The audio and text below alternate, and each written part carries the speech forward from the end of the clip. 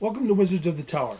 Roleplay. In this episode, dice rolling methods for Dungeons & Dragons and Pathfinder. The differences.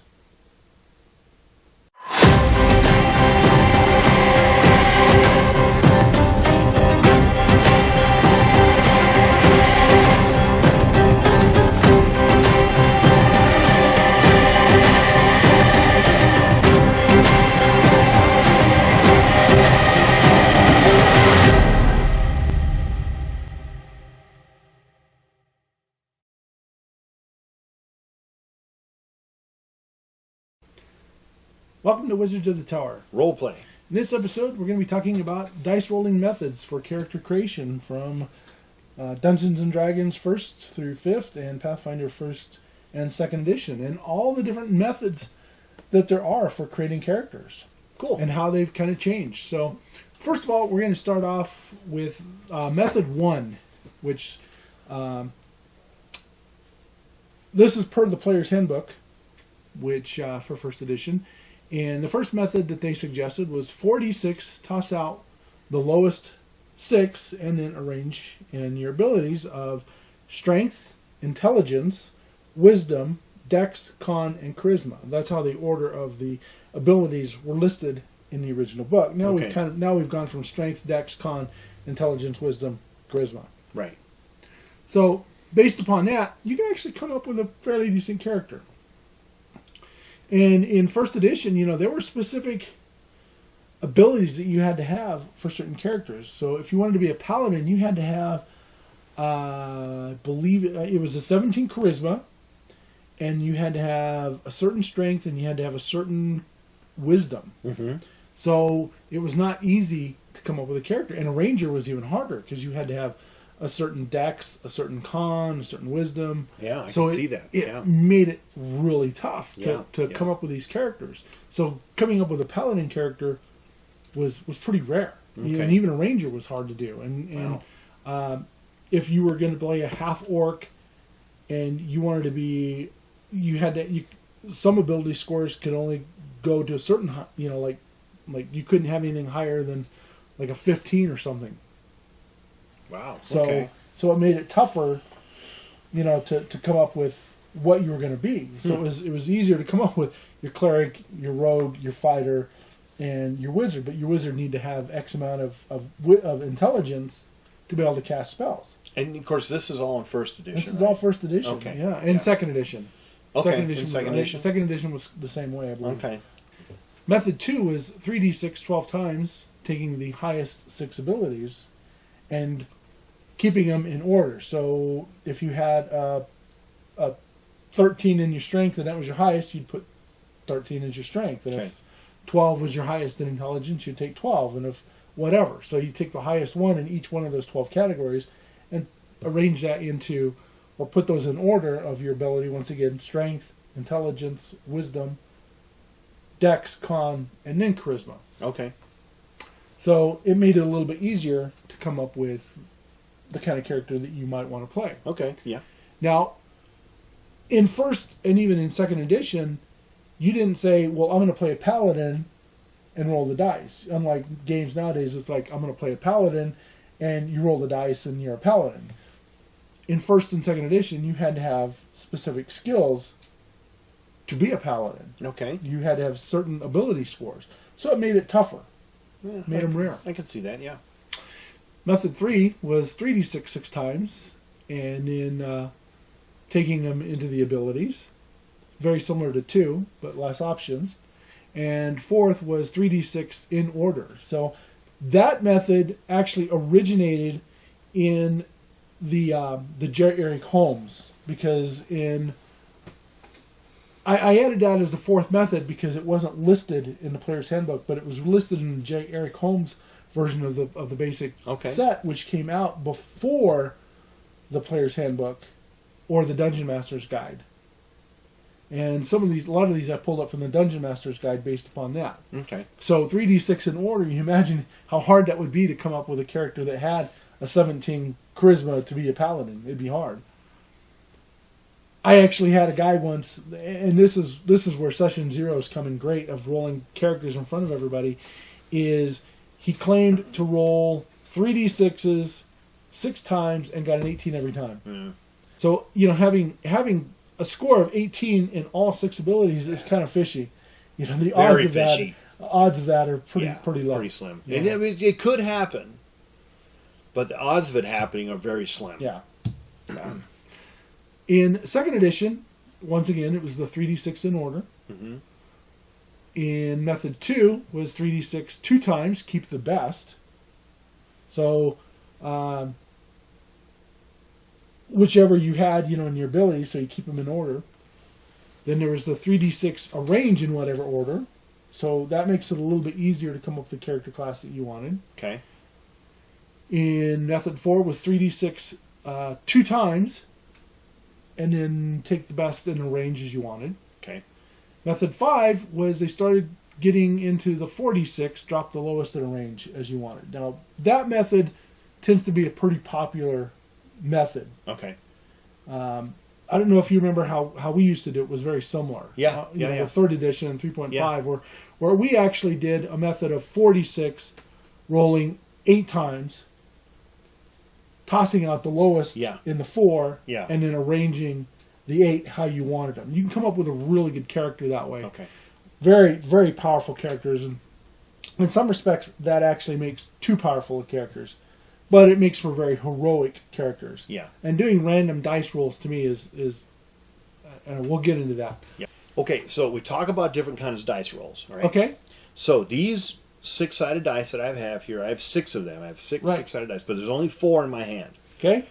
These 6-sided dice have only ever been used for rolling characters. I've never used them for a game. I'm very kind of superstitious about that, so I never use them for rolling abilities. Well, abilities, yeah. I never use them for actual gameplay, only for rolling up characters. Okay. So we're going to pull up. how are we going to start here? Okay, we're just going to go in the back. So the first one is 4d6, toss 1. okay, so we're gonna do these methods just to see what we come up with here. All right. So 4d6. What do we get here? We get 14. Got a 6, a 3, a 3, and a 2. Yeah, not too bad. So 14. 14. Okay. Okay. And roll that 6 times like you're creating a character. Okay. 12. So we have 2 5s and 2 1s. So Yep. actually you have 11. Yeah. No, it's 12. 2 5s and 2 1s. That's 12. Yeah, but you toss out the lowest one. Oh, okay. Yeah, you toss out the lowest one. All right. 6, a 3, a 3, and a 3. Yeah, so 6 and 9. That's 12. Yeah, so that's 12. Okay. 3 5s and a 1. That's 15. 15. Yeah, not too bad. 2 more. A 6, a 4, a 1, and a 1. So we have 11. 11. A 6, a 5, a 3, and a 4. Yeah. That's a pretty good roll there. Yeah, so there you go. So we have a 15. So in the abilities of the 46 range, you have 14, 11, 12, 15, 11, and a 15. You have a pretty good character there, depending on whatever you want. Yeah, the strength isn't great, the dex isn't Well, so great, but do it's we all start at average. the top like that? No, you arrange them in whatever you wanted. So I whatever thought it you was wanted. fixed. Nope. I thought it always had Nope. strength had to always come first. Nope. No. It's arranged in Okay. method 1. Oh, method 1. Okay, Right. so method 1 is a little more random. Right. All right. So method 2, 3d6, 12 times, taking the highest 12. Okay? All right, here we go. So let's read 1, 2, 3, 4, 5, 6, 7, 8, 9, 10, 11, and a 12. Okay, so on our first roll, we had a 4. Go ahead. Nope. Go ahead and say what we Well, had. this is method 1. Yeah, so okay? on method 1, we had a character that could have a 14, an 11, a 12, a 15, 11, and another 15. Right. So that's pretty good if you think that you could have, a 14, 15, 15, 11, 12, 11. Right. You'd have a decent character. Right. All Okay. right. Now, So 3d6 12 times. Okay. We're going to take the 12 or the 6. We're going to take the 6 highest abilities in all these. So All right. 3d6. So a 6, 13. a 6, and a 1. So we have a 13. 13. Okay. Whoa. 3. A 3. 3 ones. A 4, a 3, and a 2. Yeah. have a 9. 9. A 4, a 4, and a 5. Yeah. That's a 13. Yeah, not too bad. A 4, a 3, and a 2 for another 9. Yep. One more. Okay, we have a 6, a 3, and a 3. So we have a 12. 12. Okay, now that was the first one of the 12. Okay. So roll again. All right. A 5, a 5, and a 1. 11. So we have an 11. A 6, a 3, and a 5. That's pretty good. Yeah. So 14? Yeah, 14. Okay. A 5, a 3, and a 3. 11.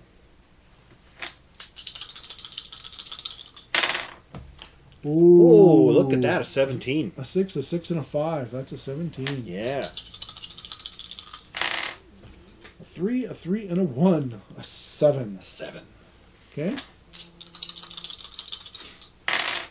Oh! 1 and a 3. We have a 5. A 5. Okay. A 4, a 2, and a 3. 9. A 9. How many Okay. more? Oh, you got to do this 12 times. Okay.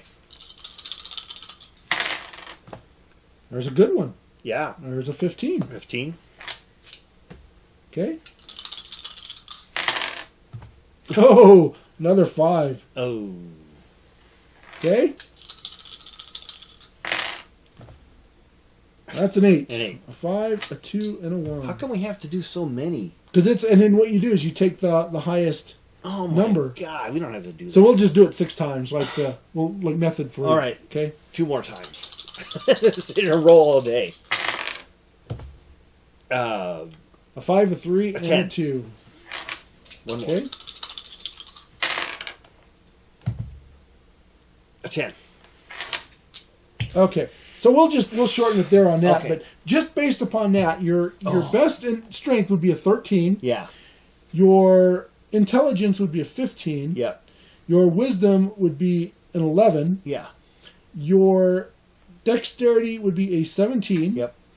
Your con would be a 10. Yep. And your charisma would be a 12. Yeah. So it seems to me like it's a lot more random when you start rolling a lot of numbers. Right, right. You can end up with some 3s and 5s and 7s that you might not Right, want. right. Based upon that, you're probably talking either a smart thief who's got a good dex and, Yeah. and a high intelligence, Yeah. or maybe a wizard who's very dexterous. Yeah, yeah. Or some of those low rolls, maybe a fighter who's got some crappy charisma. Well, in 13 strength, Yeah. it's not the best fighter. It's not in a the best world. fighter Pretty stuff. weak. No. Pretty weak for a fighter. Okay. What's the next one? So that's kind of method 2 and 3, kind of Okay. shortened, and then of course you have the 3d6 in order. Let's do one of those just to see. So here you are. Your DM says you got to roll 3d6 in order, Okay. 1 time of each ability. All right, here it goes. I don't know what we're going to make, but we'll try. We have a 10. A 10. 10 strength. That's 11. better. 11. Okay. 11. We have a 14. Okay. We're looking at a cleric right now. Yeah. That 10. is a 10. 5, a 3, Another and a 10.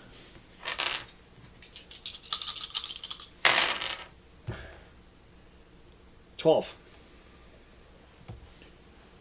So we have a 10 strength, an 11 intelligence, a 14 wisdom, a 10 dex, a 10 con, and a 12 charisma. Now, you're probably talking a cleric there. Yeah, probably cleric. Cleric, Yeah. cleric, Yeah. okay. All right. So Not that's too bad. That's first edition, okay? Yeah. Now, second edition, a lot of those are very, very similar. So we're not going to do that again, but that just kind of gives you the idea of the randomness Yeah. of the character generation. You can get some really good Right. rolls, but you can also get some really bad rolls. And third edition, the 3.5, which we did the first time with the 14, 11, the 12, the 15, the 11, and 15, and then arranging, that's a pretty good character. Now, let's do, you got your 4 dice, let's Yep. do the method that, I don't know where this came up with, but this is the method that a lot of people adopted, and even I adopted for a long time. Yeah. It was 46, rolling 8 times, tossing out the lowest of the 4, Yeah. and taking the 2, tossing out the 2 lowest Mm-hmm. of of the die roll and then arranging. So let's see what we come up with. So I remember doing this several times when you would tell me to roll up characters.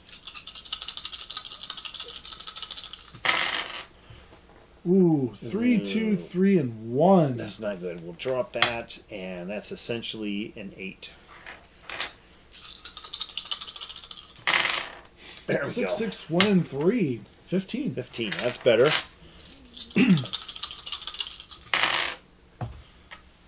6, 4, and 2. We have a 12.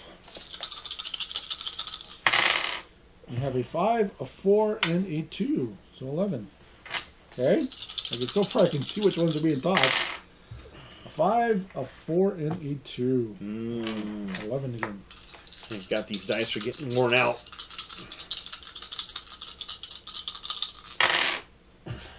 Ooh, we have a 5, a 5, a 4, and a 2. So 14. We have a 14. Okay. Now 2 more times. Okay. There we go. A 5, a 6, a 4, and a 3. Yeah. So we have a 15. Yeah, there you go. Okay. One more.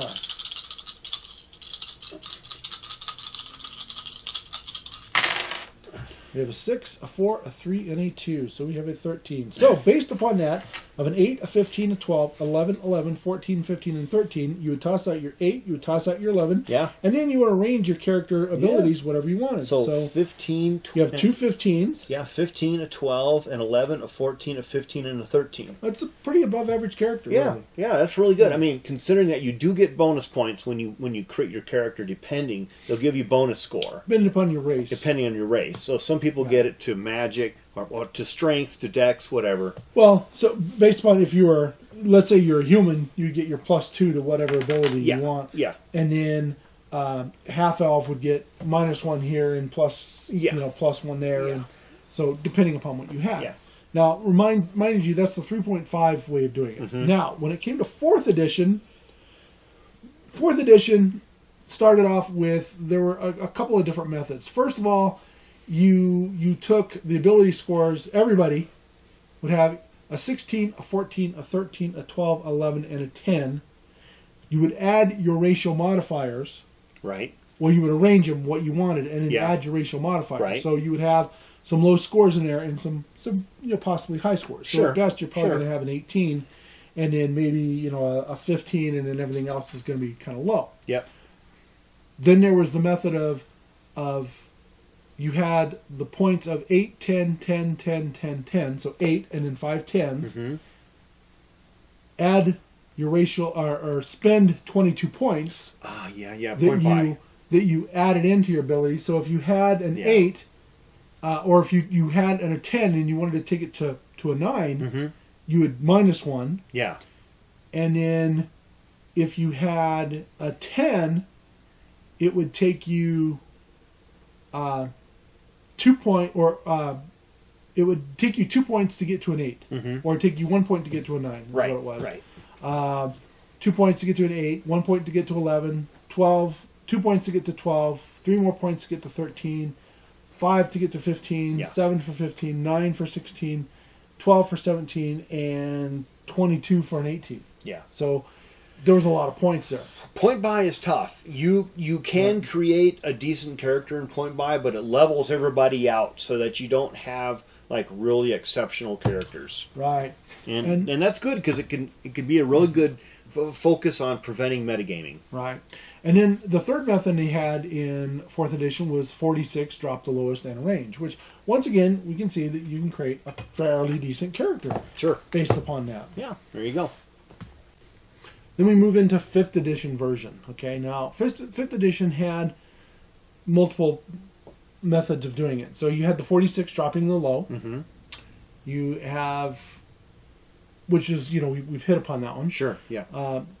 Method 2 was you started with a base score of 15, 14, 13, 12, 10, and 8, and then you add in your racial bonuses, modifying as you want. But those were the base of everybody. Now, when I played 5th edition, that's how the DM had us do it. Was you had the scores of 15, 14, 13, 12, 10, and 8. Could you point buy on top of that?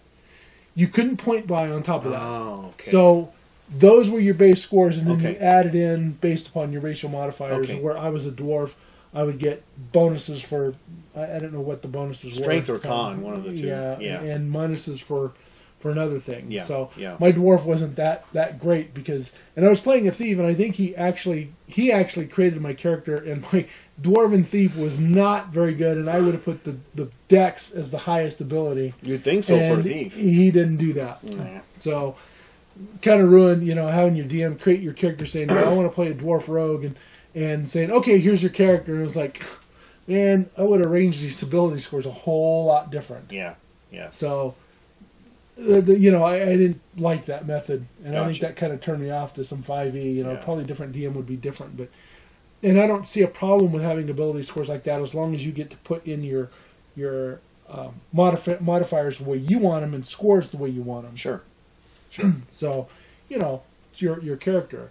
And of course, method 3 is you have a 27 point buy where an 8 doesn't cost you anything, 9 is a 1, a 10 costs you 2 points, 11 costs you 3, a 12 costs you 4, a 13 costs you 5, a 14 costs you 7, and a 15 costs you 9. So right there, they're limiting you to nothing higher than a 15 without racial bonuses. Okay. Okay. But you can see you got 27 points to buy, so you can put your strength as 9. I think that's probably how they had the 15, 14, 13, 12, 10, and 8 was pretty similar to the 27 point buy. Okay. Now, we get into Pathfinder First Edition, and Method 1 for Pathfinder First Edition was actually a 3d6 assigned. Just like, some of the older versions of Dungeons & Dragons. So Okay. they kept some of them... So they kept the character generation very similar to what some of the older versions of Dungeons & Dragons were. Sure. They had their heroic method, whereas you would take 2d6 and add in 6. So let's do that real quick. Okay. Let's do that. Let's see what kind of a character we create with the method of 2 heroic, where you have 2d6 and add in a 6. So you want me to roll 2d6? Roll 2d6 and add 6 to it. Okay. So you're always going to have a base of 6. Sure. Okay, we have a 6 and a 1, so we have a 13. 13. Ooh, 6 A base, 3. a 2 and a 1, so we have a 9. 9. Ooh, Oh, look at that. 17, because you rolled a 17. 6 and a 7. 6 and a 5. 6 and 5, excuse me. Yep. A 3 and a 2. Okay, that's an 11. That's an 11. Very average. Yeah. Okay, you got 2 more to go. We have a 5 and a 1, so we have 12. 12. One more.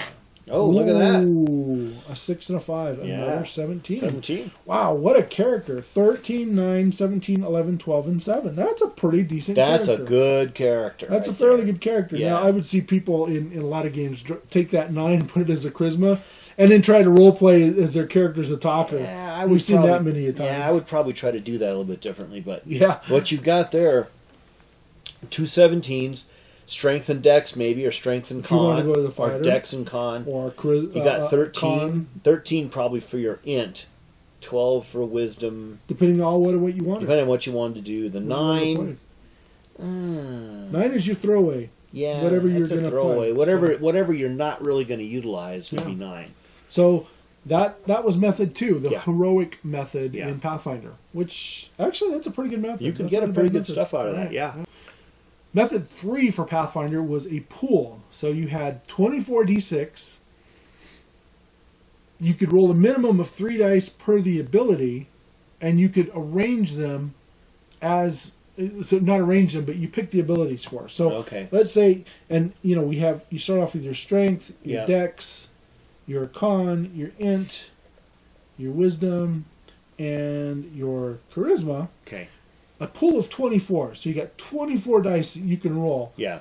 A minimum of 3 times. So let's say, well, I want to make my character a... let's start with a fighter. And I don't want his intelligence to be very high. So let's roll 3d6 for our fighter. Because that's minimum. Okay. Well, he's an intelligent fighter. He's got a 13. Okay. Yeah, that's pretty good. Okay, so that's 24 minus 3. That gives us 21 dice left. Okay. And, okay, let's make his wisdom not the best. All right. So you want to roll 3d6 or do you want to roll 4? Let's just go with 3 because we want to. That's pretty good too. 12. Okay, so we got a 6, a 3, and a 3. So we got a 12 wisdom. He's pretty good. All right. Okay, maybe he's. Let's go with what do you want your next ability? Let's try strength. Okay, so how many do you want to put in Let's strength? roll 4. Well, okay, so we're down 3 right Yeah, now. yeah. So right now we've got. Let's go for broke.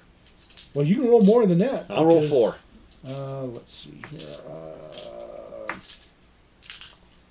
So you have 18 dice left between 3 abilities. All right. So that could actually give you 4 abilities.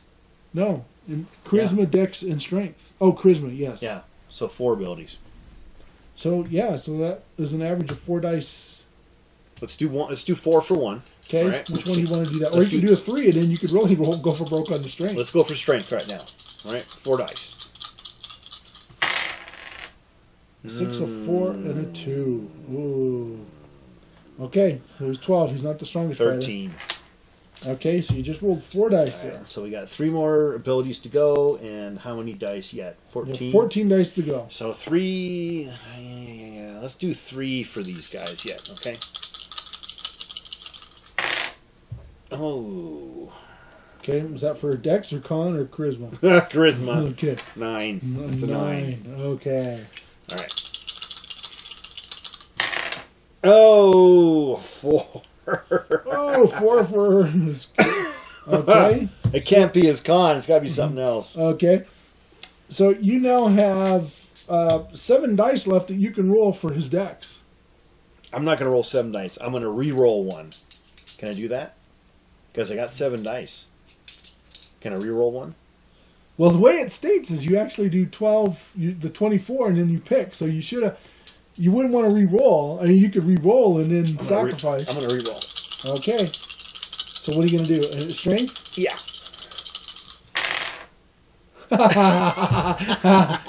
The gambler. 9. That was even worse. Okay, so you blew that one. So now you got 3 dice left for your dex. Okay. Oh my goodness. I'm not sure I like this roll method. I mean, it could be good. That's a 10. That's a 10. Oh, man. That is funny. We don't have much. 12, 10, 4, 13, 12, 9. So what I think I would have done on that is I would have gone with the 3d6 on the intelligence, the 3d6 on the wisdom. Maybe he's not the most handsome guy, so 3 more d6. Yeah. So based upon that, you've just used 9 dice out of your 24. So you've got 15 dice left for 3 abilities. Probably go, 4, 4, and That's an odd method. that's an odd method. That's an odd. Yeah. I can understand where they're getting that from, but that's an odd method. Right. Now, the next method that we have used a lot is the point buy. Yeah. Point by And system. the point buy system, you can either do it as 10 points, 15, 20, or 25. 25 is like heroic.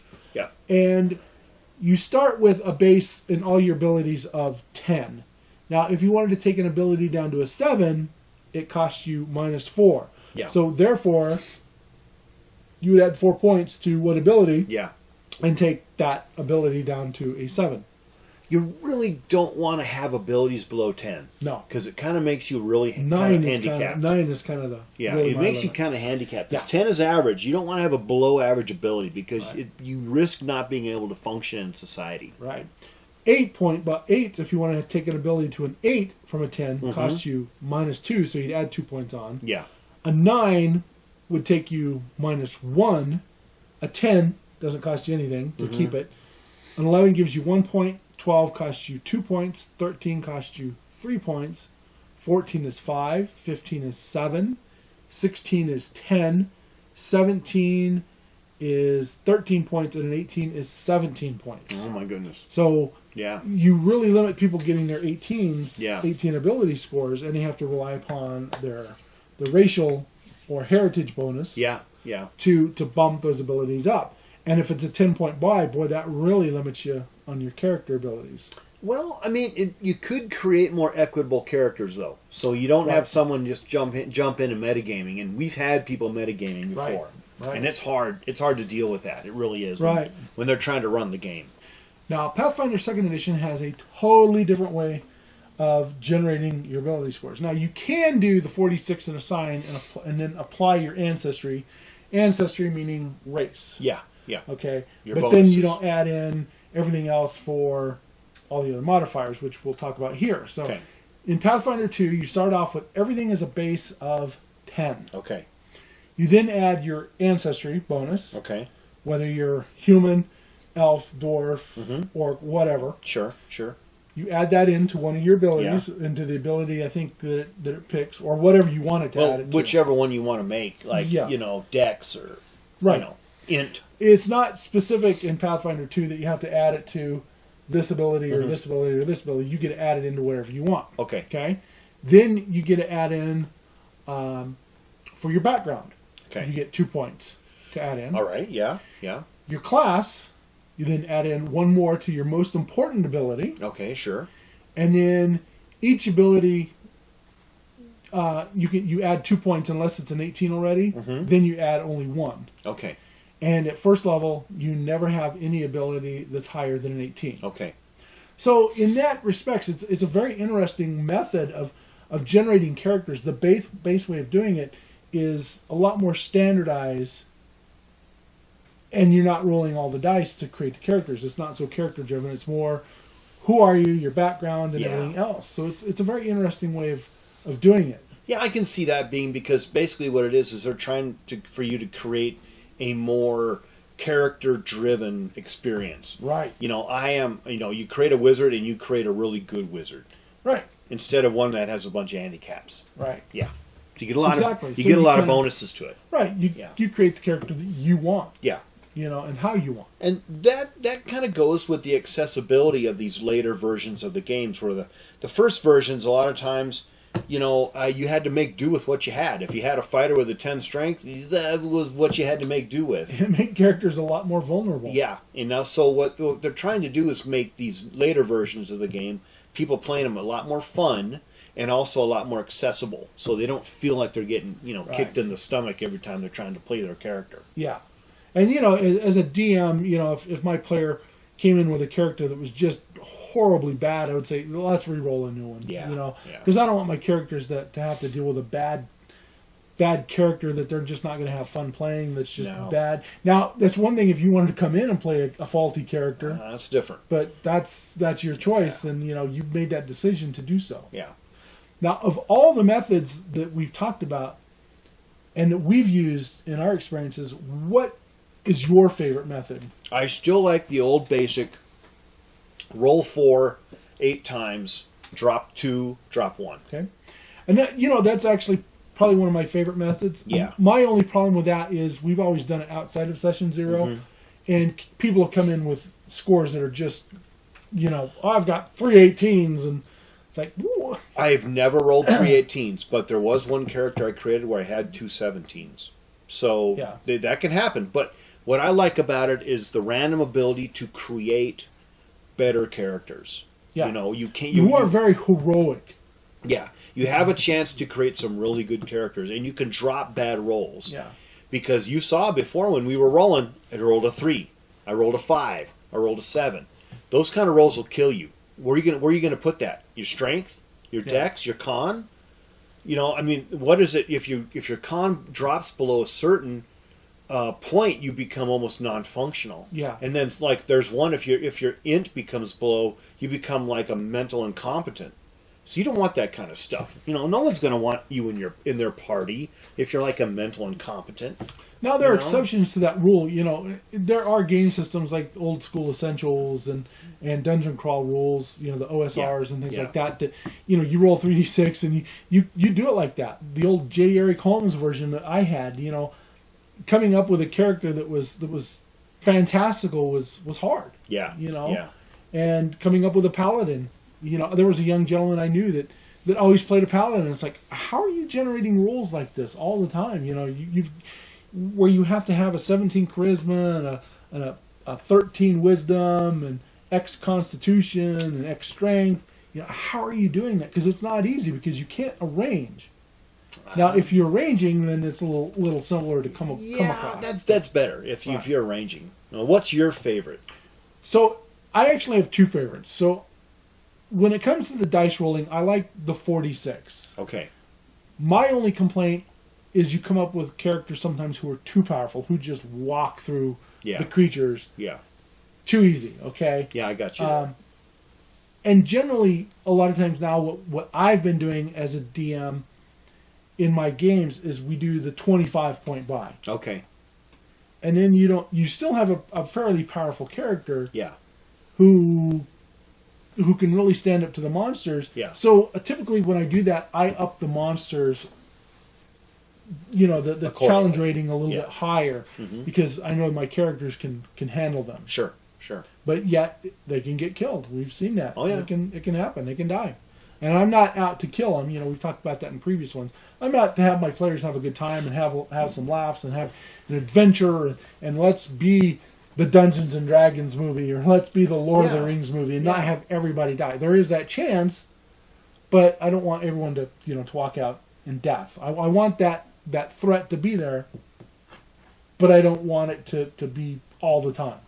Next time we roll up some characters, let's try the PF2 version and see with that base of 10 and see just what we come up with. Well, we're going to play some Pathfinder 2nd Edition sometime. Okay, I'm totally for it. And come up with that because it's kind of interesting. Now, we use a tool. Some people don't like tech at the table. We use tech at the table. Yeah. And we have a tool that we use called Hero Lab. Hero Lab, yeah. And Hero Lab keeps track of all that for you. Mm-hmm. And the Hero Lab online, and you do have to buy it, and you do have to buy not only the Hero Lab, but you also have to buy the Pathfinder 2nd Edition. Once you buy the Pathfinder 2nd Edition, you can buy the 1st Edition if you play that, which is what we typically play. Yeah. The 2nd Edition allows you to create that character, and along with Starfinder if you're doing the same thing. And I think it's a similar method in Starfinder, where you create your characters based upon this base and then bonuses here and there and your skill and whatever. And it's an interesting way of creating a character. Sure. But, if you're having a session 0, everyone sits down and you say, what do you want to play? What do you want to play? What do you want to play? What do you want to play? Yeah. And try and get a balance. Now, I am a DM who's kind of a stickler for a balanced game. Yeah. Because I don't want to have to keep throwing out healing potions and whatever else to keep the party alive. Yeah, that's true. So, anyway, I think we're going to end this episode of Wizards of the Tower. Role play. And may all your adventures be epic. And keep on rolling. Don't forget to like, share, subscribe, share, and comment. Please comment, because that just says that you're following us, and we will make a promise that if you comment, we will do our best to answer every comment. Yep. Even if it's a simple, that's a cool whatever, but we try to answer everyone. Yep. So anyway, have a great one, and thanks. Thanks, folks.